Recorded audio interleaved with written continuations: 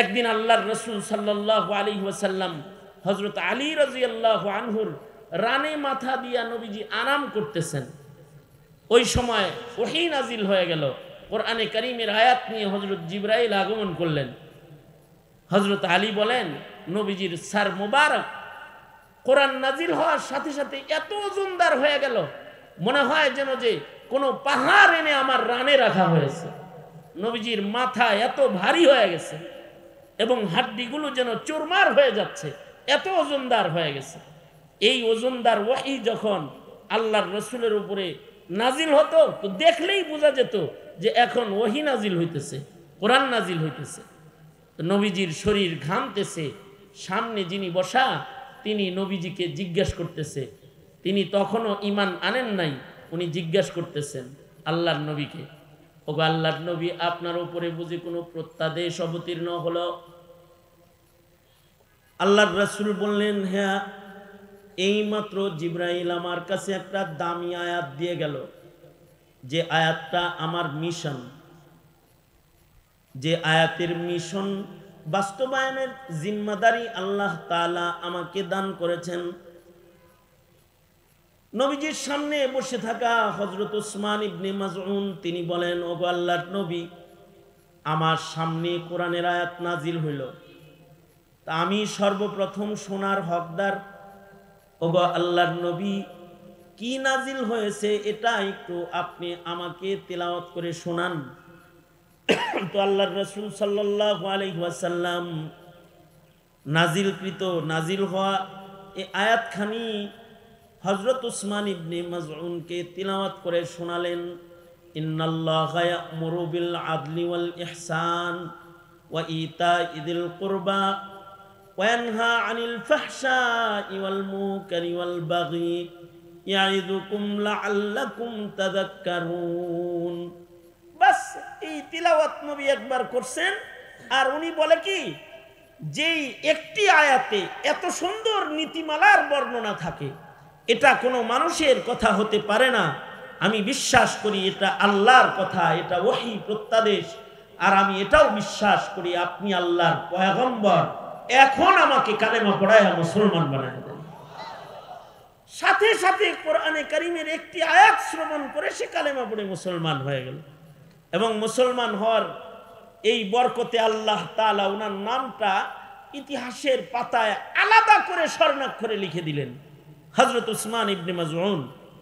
উসমান নামে পৃথিবীতে যত মানুষ আছে, উসমান নামটা উচ্চারণ করলেই কিছু উসমানের দিকে মানুষের তাওয়াজ্জুহ চলে যায়, মানুষের জেহেন কিছু উসমানের দিকে যায়।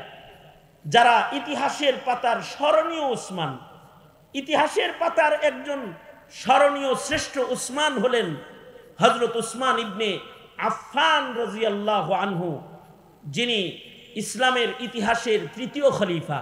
হযরত উসমান ইবনে আফফান, ওনার তহারাত, ওনার জিন্দেগি এত পুত পবিত্র, ওনার জীবনটা এত পুত পবিত্র যে ওনার পবিত্রতা দেখলে ফিরিস্তারা লজ্জায় কাতার হয়ে দাঁড়িয়ে যায়।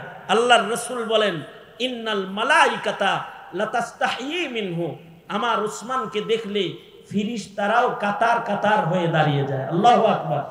ফিরিস্তারা শরমে দাঁড়ায় যায়, হায় রে মানুষ কিন্তু যদি আমাদের চাইতে বেশি পুত পবিত্র।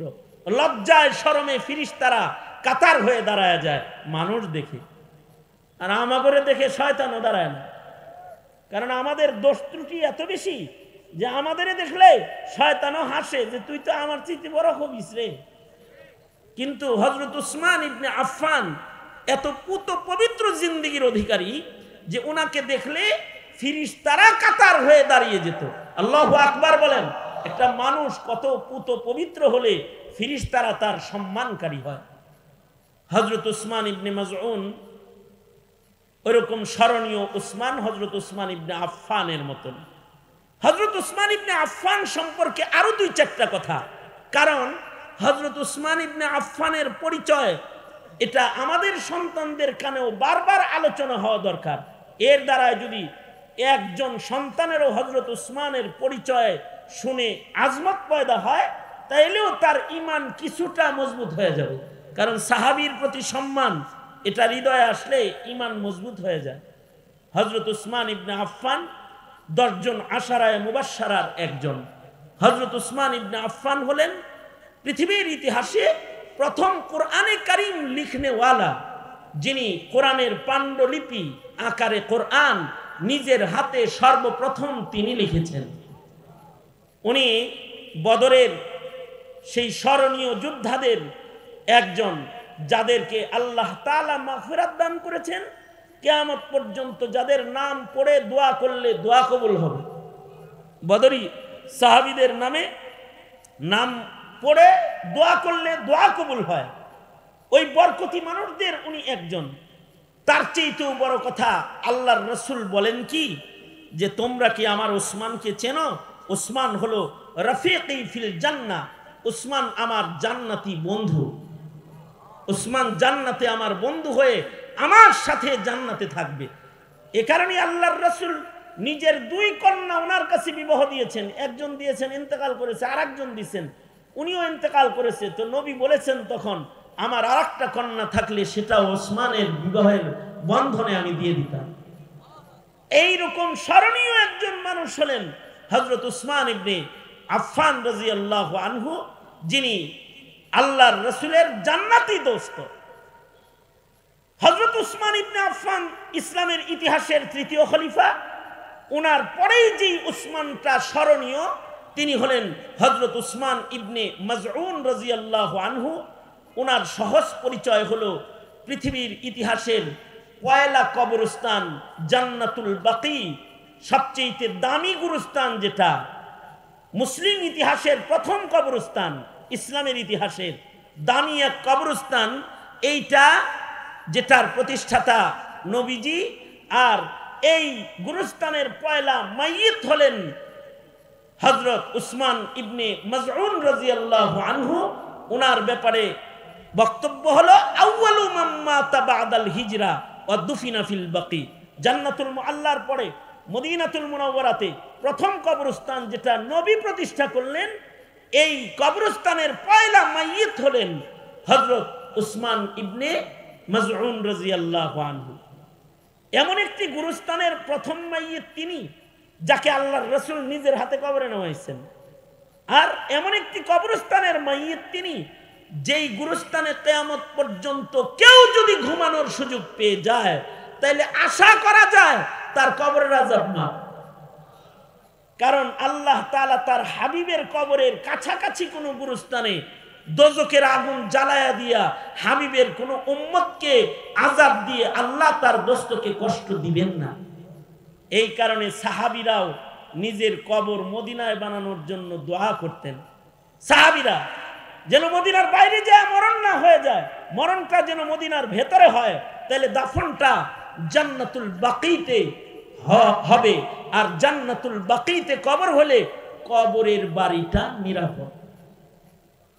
এ কারণে কিয়ামত পর্যন্ত মুমিনদের ভেতরে কেউ কেউ আছে যারা এই জান্নাতুল বাকির মাইয়িত হওয়ার জন্য হিজরত করে মদিনায় চলে যায় এবং যাচ্ছে, কিয়ামত পর্যন্ত যাবে। যেমন ইমাম মালিক রাহমাতুল্লাহি আলাইহি মদিনায় অবস্থান করেছেন জান্নাতুল বাকির মাইয়িত হওয়ার জন্য। শেখুল হাদিস জাকারিয়া রাহমাতুল্লাহি আলাইহি ফাজায়েলে আমল যিনি লিখেছেন, উনি হিজরত করে মদিনায় চলে গেছেন শুধু জান্নাতুল বাকি গুরুস্থানের মাইয়িত হওয়ার জন্য। হাজি যারা হজে যায়, উমরায় যায় মদিনায়, তারা তাদের মুখ দিয়ে দোয়া করতে থাকে যে ওগো আল্লাহ, যদি মরণ কাছেই এসে থাকে তো তোমার নবীর শহরেই মরণটা দিয়ে দিও, আমার কবরটা যেন মদিনায় হয়ে যায়। এগুলো দোয়া হয়। যখন দূরে থাকে তখন দোয়া করে, ওগো আল্লাহ, আমার মৃত্যুটা যেন মদিনায় হয়। মদিনায় মরণ হলে কবর ভালো, কবরের বাড়ি ভালো বানানোর ধান্দা করার মতো ফিকির মুমিনদের, এটা ইমানের একটা হিস্সা। কারণ তারা কবরের আযাবকে ভয় পায়, ভালো জায়গায় কবর করতে চায়। অবশ্য আমাদের এই ফিকির নাই। আমাদের শ্বশুর বাড়ির ফিকির যত আছে, কবরের বাড়ির ফিকির অত নাই। মানে বছরে যাবে শ্বশুর বাড়ি 2 দিন, এই শ্বশুর বাড়ি যদি কারোর পছন্দ না হয় তাহলে অনেক সময় বিয়ে হয় না। পাত্রী পছন্দ হয়েছে কিন্তু শ্বশুর বাড়ি হলো নদীর ওই পার, পরে বলে যে এই জায়গায় গাড়ি যাবে না, কিছু যাবে না, এই বাড়ি বিয়ে করেন যেত না। লাগে যিনি শ্বশুর বাড়ি যায় হে ঘুমাইব, শ্বশুর বাড়ি গাড়ি যাবে না, এ কারণে শ্বশুর বাড়ি পছন্দ করে না। নিজের বাবার বাড়ি অপছন্দ, তাই উত্তরায় ভালো প্লট কিনে নিজে বাড়ি করেছে। আরে আমার বাপের পুরান বাড়িতে গাড়ি টাড়ি যায় না, আলহামদুলিল্লাহ নিজের পছন্দ মতো একটা বাড়ি 13 নম্বর সেক্টরে আল্লাহ করাইছে, বাস। এটা নিজের বাড়িটা প্লেস সুন্দর করতে পেরে সে শুকরগুজার, সে খুশি। অথচ নিজের বাড়িতে থাকবে কয়দিন, আর শ্বশুর বাড়িতে যাইব কয়দিন? শ্বশুর বাড়িতে যাবে বছরে 2 দিন, 6 মাসে 1 দিন। আর যদি শ্বশুর শাশুড়ি মরে যায় তো চা খাওয়ানোর লোক তো নাই, তখন যাবে 3 বছরে 1 দিন। কিন্তু তাও এটার একটা পছন্দ আছে। আর নিজের বাড়ি যদি হায়াত খুব লম্বাও পায়, 20 বছর, 30 বছর, 40 বছর, 50 বছর, এর চেয়ে বেশি তো আর না। নিজে একটা বাড়ি করার পরে এ বাড়িতে কয় বছর আর থাকে। আর কবরের বাড়ি, কবরের বাড়ি হলো কবরের ঘরে যাওয়ার পর থেকে ইসরাফিলের বাঁশি পর্যন্ত লম্বা সময় যে বাড়িটায় থাকতে হবে, এই বাড়িটা যদি কারোর ভালো জায়গায় না হয় তাহলে কবরে পিটনি খাইতে খাইতে হাসরের ময়দানে উঠতে হবে। কিন্তু এটার চিন্তা তো নাই। এ কারণে কবরের ভীতি আল্লাহ তাআলা কোরআনে কারীম দিয়েও জাতিকে দেখাইছেন, বান্দাদেরকে। আল্লাহকুমুত তাকাসুর হাত্তা যুরতুমুল মাকাবির কাল্লা সাউফা তা'লামুন সুম্মা কাল্লা সাউফা তা'লামুন। চিন্তা করো একটু কবরের ঘর নিয়ে যে কই থাকবা। আমাদের তো এই চিন্তা নাই, কিন্তু মুমিনদের ঠিকই এই চিন্তা আছে যে কবরটা যেন ভালো জায়গায় হয়। এ কারণে হযরত ওমর দোয়া করতেন, আল্লাহ আমার মরণ যেন মদিনায় হয়, আমার কবর যেন মদিনায় হয়। আল্লাহর পিয়ারা বান্দারা দোয়া করেন শেষ রাত্রিতে, বাকি মুকদ্দাস পে হো মেরি মরকদ हमेशा रहूं मैं किनारे मदीना। কবি নজরুলকেও ধন্যবাদ জানাইতে হয়, সে তার কাব্যের মাধ্যমে ভালো কবর কামনা করেছে। সে কবিতা লিখেছে, মসজিদেরই পাশে আমার কবর দিও ভাই, যেন গড়ে থেকেও মুয়াজ্জিনের আজান শুনতে পাই, যেন গড়ে থেকেও মুয়াজ্জিনের আজান শুনতে পাই। তার মানে কবর জগতের একটু চিন্তা যে আমার কবরে যেন আজানের ধ্বনি পৌঁছে যায়। কবর যদি ভালো হয়, আজানের ধ্বনি শোনা যায়, তাতেও হয়তো আযাব বন্ধ হবে। এই যে একটা ফিকির। দারুল উলুম দেওবন্দের এক বুজুর্গ তার সন্তানদেরকে ওসিয়ত করেছিলেন যে আমি যদি মরে যাই তো আমার কবরটা দেওবন্দ মাদ্রাসার ছাত্ররা যেই পথ দিয়ে হেঁটে মাদ্রাসায় যায়, ওই রাস্তায় রাতের আধারে কোথাও আমাকে কবর দিয়ে দিও, আমি যেন কবরে শুয়ে শুয়ে মাদ্রাসার ছাত্রদের জুতার আওয়াজ শুনতে পাই। কারণ হাদিসে আছে, যেই এলাকা দিয়া নায়েবে নবী, নবীর নায়েব হেঁটে যায়, ওখানে কবরের আযাব বন্ধ হয়ে যায়। তো ছাত্ররা যদি ডেলি আমার কবরের উপর দিয়ে হেঁটে যায়, যাতায়াত করে, এর বরকতেও হয়তো আমার কবরের আযাব আল্লাহ তাআলা মাফ করে দিবেন। আল্লাহু আকবার কাবীরা। এইটা ততক্ষণ পর্যন্ত এই চিন্তাগুলো কারোর আসবে না যতক্ষণ পর্যন্ত কবরের জগতের উপরে ঈমান কারোর মজবুত না হবে। দুঃখের কথা হলো, এই জমানায় কবর জগতের অথবা কবরের আযাবের ঈমান বিশ্বাস এটাও বহু মুসলমানের নাই। বহু মুসলমান এমন আছে যারা কবরের আযাব বিশ্বাসই করে না। যারা কবরের আযাব বিশ্বাস করে না তাদের ঈমান নাই। কবরের আহওয়ালের উপরে জালালউদ্দিন সুয়ুতী রাহমাতুল্লাহি আলাইহি আলাদা কিতাব লিখেছেন, আহওয়ালুল কবর, কবরবাসীদের হালতের উপরে আলাদা গ্রন্থ রচনা করেছেন, মানুষকে শুধু কবরের ঈমান বুঝাইবার জন্য যে তোমার কিন্তু কবরে থাকতে হবে, এটা কিন্তু একটা জটিল জায়গা। আল্লাহর রাসূল তো সতর্ক করে বলে দিয়ে গেছেন, মনে রাখো কবর কারোর জন্য জান্নাতের বাগান হবে, কবর কারোর জন্য দোজখের ঘর হবে। আল্লাহর রাসূল বলেন, কবরকে চেনো? আল কবরু ইম্মা রাউযাতুম মিন রিয়াজিল জান্নাহ আও হুফরাতুম মিন হুফারিন নার। আল্লাহর রাসূল বলেন, কবর হয়তো কারোর জন্য জান্নাতের বাগান হবে, অথবা কবর কারোর জন্য দোজখের ঘর হবে। আর হাদিসে আছে গুনাহগারের কবরে যাওয়ার সাথে সাথে কবরে তাকে কবরের মাটি চাপ দেয়, কবরে সওয়াল জবাব আছে, মান রাব্বুকা ওয়া মা দীনুকা ওয়া মান হাযার রাজুল। উত্তর দিতে পারলে কবরে পরিবেশ সুন্দর হবে, উত্তর না দিতে পারলে কবরে আযাব শুরু হয়ে যাবে।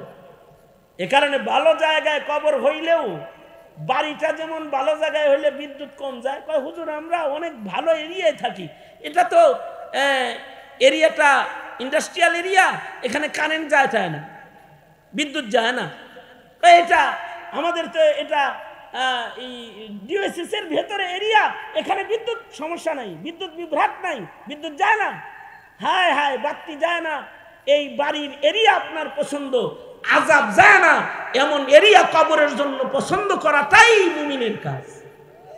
কিছু এরিয়া আছে ওখানে কবরের আযাব যায় না। যে সকল গুরুস্থানে আশা করা যায় কবরের আযাব নাই, ওই গুরুস্থানগুলোর ভেতরে একটি কবরস্থান হলো জান্নাতুল বাকি, যেখানে নবীর সাহাবায়ে কেরাম ঘুমিয়ে আছেন, শুহাদায়ে উহুদরা ঘুমিয়ে রয়েছেন। আশা করা যায় কারোর নসিব যদি এমন হয় যে মদিনায় গিয়ে তার মৃত্যু হয়ে যায়, তবে আশা করা যায় যতদিন কবর জগতে থাকবে আশা করা যায় কবরে আযাব হবে না। আর গুনাহগারের কবরের পাশে যদি কারোর কবর হয়ে যায়, তাহলে এরও একটা ভয় আছে, ভীতি আছে, আযাবের কবরের পাশের বাড়িওয়ালারও, পাশের কবরওয়ালার নেককার হইলেও তার একটা কষ্ট হয়। পাশের ঘরে যদি আগুন ধরে যায়, আপনার ঘর নিরাপদ থাকতেও নিরাপদ না। পাশের বিল্ডিং এ আগুন লাগছে, হতেও তো পারে যদি ভিতরে ঢুকে এখানে তার নিরাপত্তা নষ্ট হয়ে গেছে।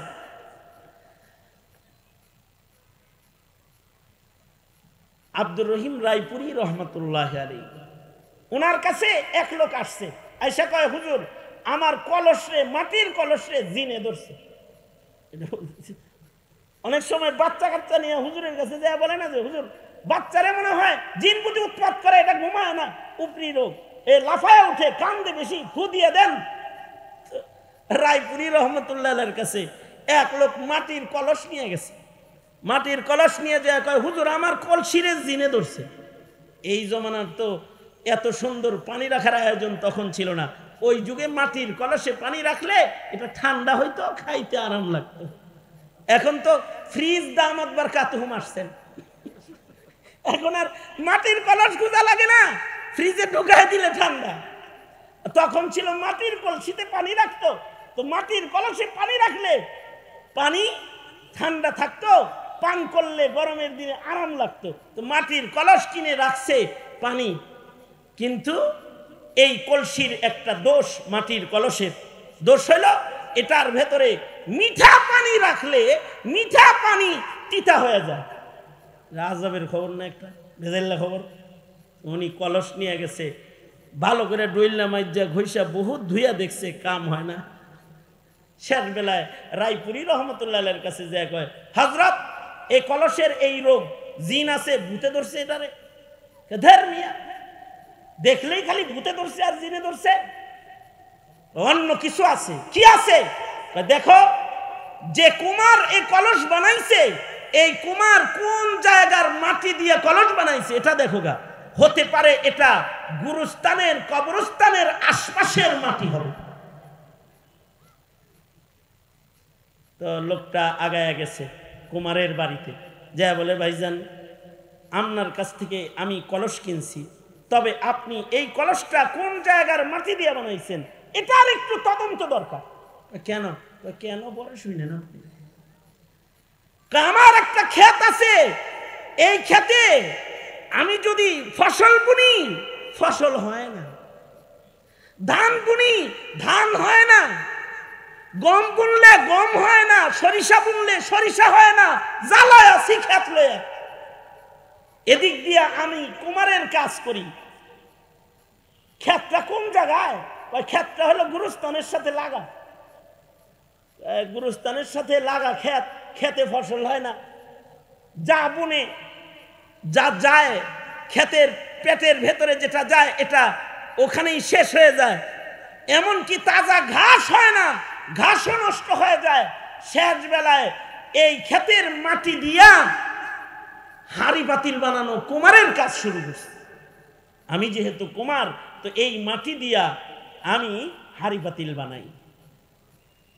তো ওনারে ধরে নিয়ে গেছে কবরস্থানের সাথে লাগানো ক্ষেত, যে ক্ষেতে ফসল তেমন একটা হয় না, ফসল হয় না। এই মাটির দ্বারাই সেই কুমারের কাজ করে, এই মাটির দ্বারাই সেই কলস বানায়। আব্দুর রহিম রায়পুরি বলে, রে বাবা, এই ক্ষেতের মাটিটাও তুমি গুরুস্থানে ওয়াকফ করে দাও। মানুষ মরলে কবরস্থান জরুরত হবে, তোমার এই ক্ষেতটা গুরুস্থানে ওয়াকফ করে দাও। কারণ হয়তো তোমার ক্ষেতের সীমানায় কোনো এমন মাইয়িতকে কবর দেওয়া হয়েছে যে মাইয়িতের কবরে বিষাক্ত সাপ আছে, যে মাইয়িতের কবরে আযাব আছে। বৃষ্টির পানিতে হয়তো তোমার ক্ষেতের ভেতরে গুরুস্থানের মাটি ঢুকে পড়ছে। গুরুস্থানের মাটি, কবরস্থানের মাটি তোমার মাটির সাথে লেগে যাওয়ার কারণে মাটির ছোঁয়ায় মাটি নষ্ট হয়ে গেছে। মাটির ছোঁয়ায় মাটি নষ্ট হয়েছে, কবরের আযাবের তাসির হয়তো তোমার মাটিতে পড়েছে। তোমার ক্ষেতটা গুরুস্থানে দিয়ে দাও। তুমিও তো একদিন কবরে যাইবা, সাদাকার নিয়তে এটাকে ওয়াকফ করে ফেলাও। তার মানে বুজুর্গ বুঝাইতে চায় যে মাটির আসর মাটিতে পড়েছে। কবরস্থানের কবরের মাটি সাধারণ মাটির উপরে পড়লে যদি এর একটা তাসির পড়ে, আরে ইট খোলায় ইট পুরানো হয়, এই ইট পুরানো ইটের খোলার মাটি যদি ফসলের জন্য অনুপযুক্ত হইয়া যায়, তাহলে আল্লাহর রাসূল বলেন কিছু কবরে আগুন আছে, কবরের ভেতরে যদি আগুন ধরে ও মাটিগুলো তো নষ্ট হয়ে যায়। নষ্ট মাটি ভালো জায়গায় পড়লে ভালো জিনিস নষ্ট হয়ে যায়। সোনা যদি দুধের ভিতরে পড়ে দুধ নষ্ট হয়ে যায়। সেম কবরের মাটি সাধারণ মাটির ভেতরে পড়ার কারণে হয়তো এর বদতাসির পড়ে গেছে। এ কারণে এই মাটি দিয়া কলসি বানাইলে এই কলসের পানি তিতা হয়ে যায়। যদি তাই হয় তাহলে মুহাম্মাদুর রাসূলুল্লাহ সাল্লাল্লাহু আলাইহি ওয়াসাল্লাম, নবী আলাইহিস সালাতু ওয়াস সালাম, নবীজির জিসমে আতহারের সাথে যেই মাটিটা লেগে আছে, এই মাটির দাম কত? এই মাটির দাম তো এত আল্লাহর কাছে। আল্লাহর নবীর জিসমে আতহারের সাথে লেগে থাকা মাটিটা আল্লাহর কাছে আল্লাহর আরশের চেয়ে বেশি দামি। আল্লাহু আকবার, জোরে বলেন। মানে নবীজির বদন মুবারকের সাথে যেই মাটি লেগে আছে, এই মাটির দাম আল্লাহর কাছে আল্লাহর আরশের চেয়ে বেশি দামি। নবীজির দেহের সাথে লেগে থাকা যে মদিনার মাটি, সেই মাটির আশপাশে কাছাকাছি যদি কারোর কবর হয়, তাহলে মদিনার পয়গম্বরের কবরের জান্নাতের কিছু খুশবু বাতাস তো সে কবরে যাবে। আর আল্লাহ তাআলা তার বন্ধুর খাতিরে কিয়ামত পর্যন্ত মদিনার মাটির কোন কবরে হয়তো বা আল্লাহ তাআলা আযাব দিবেন না। হ্যাঁ, ভালো মানুষের সাথে কবর হইলেও লাভ আছে। এ কারণে ওলামারা বলেন জান্নাতুল বাকি, জান্নাতুল মুআল্লা, এই দুটি গুরুস্থান তো দামি কবরস্থান। এই দুই কবরস্থানের পরেই যেই কবরস্থানটা দামি, যে কবরস্থানগুলো দামি, তার ভেতরে একটা কবরস্থান হলো হাজীদের কবরস্থান। কাফন পয়রা হাজী হয়ে যারা মক্কায় চলে যায়, যখন কেউ মক্কায় যায় তখন মৃত্যুর প্রস্তুতি নিয়ে যায় যে মরলে তো আমার লাশ হাজীদের গুরুস্থানে রাখা হবে, বাড়ি থেকে শেষ বিদায় নিয়ে যায়। যদি ওই গুরুস্থানে কারোর জায়গা হয়, আশা করা যায় কবরের আযাব মাফ। আল্লাহর মেহমানদেরকে আল্লাহ আযাব দিবেন না। আর এরপরে আরেকটা গুরুস্থান আছে যেটা উজবেকিস্তানে, যে কবরস্থান সম্পর্কে ওলামাদের বক্তব্য এটা বরকতি গুরুস্থান। এই গুরুস্থানটা হলো উজবেকিস্তানে মাকবারায়ে মুহাম্মাদিয়া, যেই গুরুস্থানের ভেতরে মাইয়িত যা আছে 2000 মাইয়িত প্রায় ওখানে ঘুমিয়ে আছে। এই 2000 মাইয়িতেরই দুইটা গুণ। একটা গুণ হলো মাইয়িতের নাম নবীর নামে নাম মুহাম্মদ। দ্বিতীয় নাম্বার গুণ হলো যারা ওই গুরুস্থানে দাফন হয়েছে এদের সকলেই 1 লাখ করে হাদিসের সনদ সহ হাফেজ। সুবহানাল্লাহ, আগামীকালকে বললেন 1 লাখ হাদিস সনদ সহ মুখস্থ। এটা তো চারটিখানি কথা না, 1 লক্ষ হাদিস সনদ সহ মুখস্থ। হেদায়ার মুসান্নিফের 1 লাখ হাদিস মুখস্থ, ওই এলাকায় বাড়ি, কিন্তু ওনার নাম মুহাম্মদ না। এই কারণে ওই গুরুস্থানে ওনারে গুরুস্থান কবরস্থান কর্তৃপক্ষ জায়গা দেয় নাই যে তোমার নাম মুহাম্মদ না, এই লাশ এখানে চলবে না, এটা অন্য গুরুস্থানে লয়ে যাও। যদি 1 লাখ হাদিস মুখস্থ না হয় ও গুরুস্থানে জায়গা দেওয়া হতো না। এই জমানায় হাদিসের হাফেজও পাওয়া যায় না, তাই এখন ওখানে দাফন বন্ধ হয়ে রয়েছে। কারণ ওয়াকফকারী যিনি তার শর্ত 1 লাখ হাদিস মুখস্থ হইতে হইব, নাম মুহাম্মদ হইতে হইব। আমাগরে আল্লাহ তাআলা বাঁচাইছে যে 1450 বছর পরে আমরা যেই এলাকায় বসবাস করি এই এলাকায় এমন কোনো বেজাইল্লা মুমিন নাই যে ওয়াকফ করার সময় কোনো শর্ত আইটা দিবে। যদি এই এলাকায় বাংলাদেশের কোনো জমি ওয়াকফ করার সময় এই শর্ত দিত যে কোনো বেনামাজির কবর আমার গুরুস্থানে হবে না, খালি যদি এটা শর্ত দিত, তাইলে যারা নামাজ পড়ে না তারা মন্দিরেও জায়গা পাইতো না, মন্দিরেও জায়গা পাইতো না। গুরুস্থান তো দূরের কথা, এদের জায়গা মন্দিরে হইতো না মিয়া। কারণ তার সন্তানও তার নিজের বাড়িতে কবর দিত না তখন, কারণ চিন্তা করতো গুরুস্থানে নেয় নেয় আব্বারে বেনামাজি দেখা, কারণ আজাব হইতে পারে, ডর তো এইটাই। আমি খামাখা আমার বাড়ির সীমানায় আব্বারে রাইখা আমার ঘরের কোনায় আগুন জ্বালায় কোনো লাভ আছে? সন্তান করতো কি রাতের অন্ধকারে বাপের লাশ নদীতে ভাসায় দিত মিয়া। কিন্তু এরকম কোন ভেজাইলা মুমিন, মানে এত মজবুত মুমিন এই যুগে এখন আর নাই। এ কারণে সুদ খায়াও গুরুস্থানে জায়গা পায়, ঘুষ খায়াও গুরুস্থানে জায়গা পায়, জুলুম করেও গুরুস্থানে জায়গা পেয়ে যায়, জুলুম করেও জায়গা পায়। ইসলামের উল্টা চলে, ইসলামকে মিটানোর চক্রান্ত করেও গুরুস্থানে জায়গা পায়। আল্লাহ বাঁচাইছে আমাদের, যে এরকম শর্ত কেউ দেয় নাই।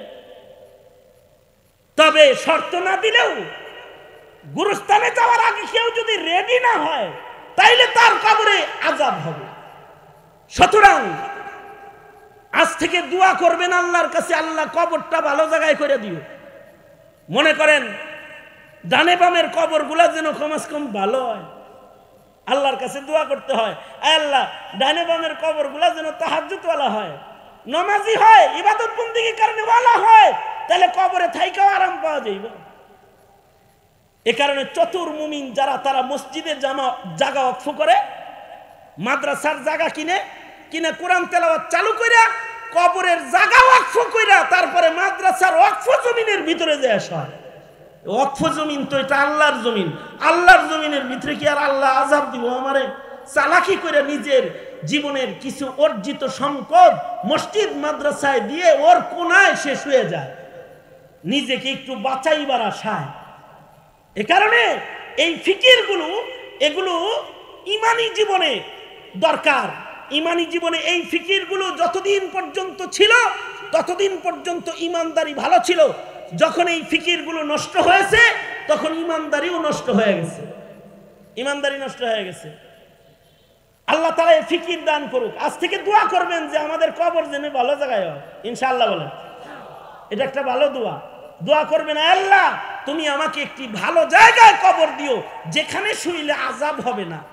এই দোয়া করবেন ইনশাআল্লাহ। একটা আমল শিখাইলাম।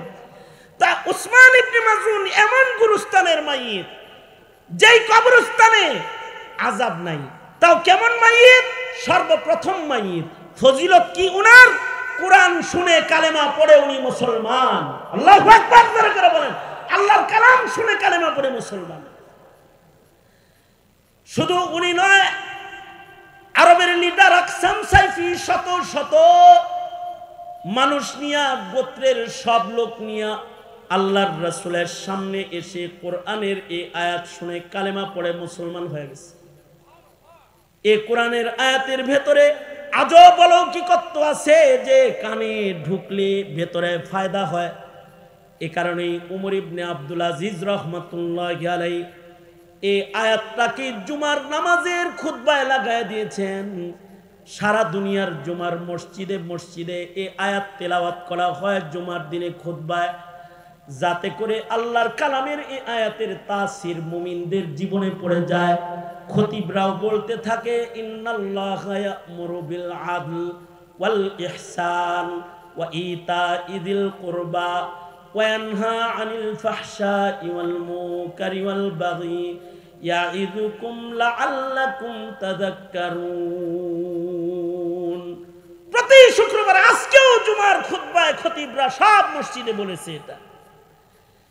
আয়াতের পুরা আয়াতের ব্যাখ্যা বিশ্লেষণ করার নিয়ত করে আমি তিলাওয়াত করি নাই, আমি তিলাওয়াত করেছি এই আয়াতের তিলাওয়াত আবার রাতের বেলায় একটু পৌঁছানোর জন্য। ডেলি তো দিনের বেলায় পৌঁছে, আজকে রাত্রে একটু কানে আয়াতটা দেওয়ার জন্য এই নিয়ত করে আয়াত তিলাওয়াত করেছি।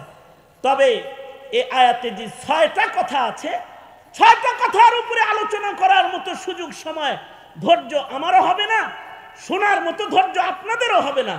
তবে এর প্রথম কথা যেটা, 6টি কথার একটি কথা, আল্লাহ 3টি আদেশ করেছেন আয়াতে, 3টি নিষেধ করেছেন।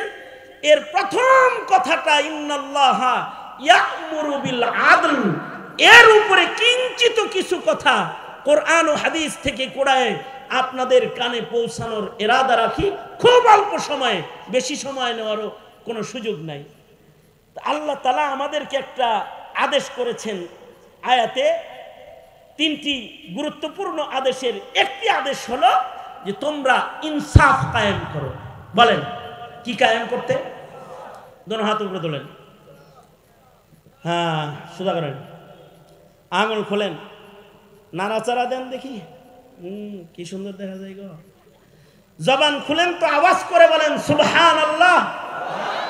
হ্যাঁ নাই, আরো জোরে আওয়াজ করে বলেন একটু সুবহানাল্লাহ আলহামদুলিল্লাহ লা ইলাহা ইল্লাল্লাহ। আওয়াজ করে বুলন্দ আওয়াজে বলেন আল্লাহু আকবার, আল্লাহু আকবার। হাত নামান, এই যেমন আমার দিকে ছিলেন। ইনসাফ কাকে বলে এটা বোঝার জন্য জুলুম কাকে বলে এটাও বোঝা দরকার। যে জুলুম বুঝবে না সে ইনসাফ বুঝবে না। জুলুম বুঝানোর জন্য আমি একটি হাদিস পড়েছি জুলুম বুঝানোর জন্য। জুলুম কাকে বলে? আল্লাহর রাসূল বলেছেন জুলুমের পরিচয় হলো আয-যুলমু যুলুমাতুন ইয়াউমাল কিয়ামা। জুলুম ময়দানে মাহশারে অন্ধকার পর্দা হয়ে মানুষের চোখের সামনে হাজির হবে। এই জিনিসটা বোঝানোর জন্য আমি আপনাদেরকে উদাহরণস্বরূপ নিজের ব্যক্তি জীবনের তাজরিবা পেশ করতেছি। সেটা হলো বাংলাদেশ র্যাব যদি কাউরে গ্রেফতার করে, মানে আমারে র্যাব গ্রেফতার করেছিল,